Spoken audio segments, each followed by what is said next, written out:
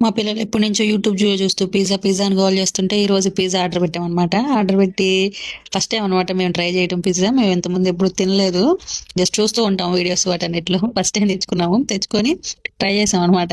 మా పాప పెద్ద పాప తిన్నప్పుడు మా పెద్ద పాప రియాక్షన్ చూడాలి. అంతకుముందు పిజ్జా పిజ్జా అంత గోల్ చేసింది. ఒకసారి తింటాం మమ్మీ, ఒకసారి తింటాం మమ్మీ అంటే చాలా ఇయర్స్ నుంచి చెప్తానే ఉంది కానీ నేను పట్టించుకోలేదు. ఫస్ట్ టైం ఈసారి తీసుకొచ్చి తను ట్రై చేయించానమాట. తను ఒక బయట తిన్న తర్వాత తన రియాక్షన్ చూడాలి. ఇంకా రెండోసారి జీవితంలో పిజ్జా అనే మాట ఎత్తది కదా తను.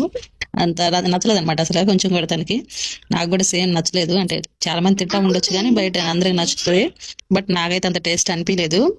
తిన్నాను నేను కూడా బయట తిన్నప్పుడు. అంటే ఏదో స్మెల్ చీజ్ అంతా నాకు అంత అనిపించి నచ్చలేదు. కానీ మా వీడియో కోసమని రెండోసారి కూడా తిన్నాను అనమాట. కొంచెం మళ్ళీ కొంచెం తీసుకొని మిగిలిపోయిందంతా ఏం చేసామంటే మా వారికి ఇచ్చేసాము. పడేయడం ఎందుకని చెప్పేసి. ఆయన ఏంటంటే ఎలా ఉన్నా తినేస్తారు వేస్ట్ చేయకుండా. నాకైతే నచ్చలేదు అబ్బాయి. అంటే చాలా మంది ఇష్టంగా తింటారేమో బట్ మాకైతే ఎవరికి నచ్చలేదు. మా చిన్న పాప కూడా అంతే. 2 సార్లు తినింది, ఒక 2 బైట్స్ ఇంకంతే. తర్వాత వాళ్ళ డాడీకి ఇచ్చేసింది అనమాట.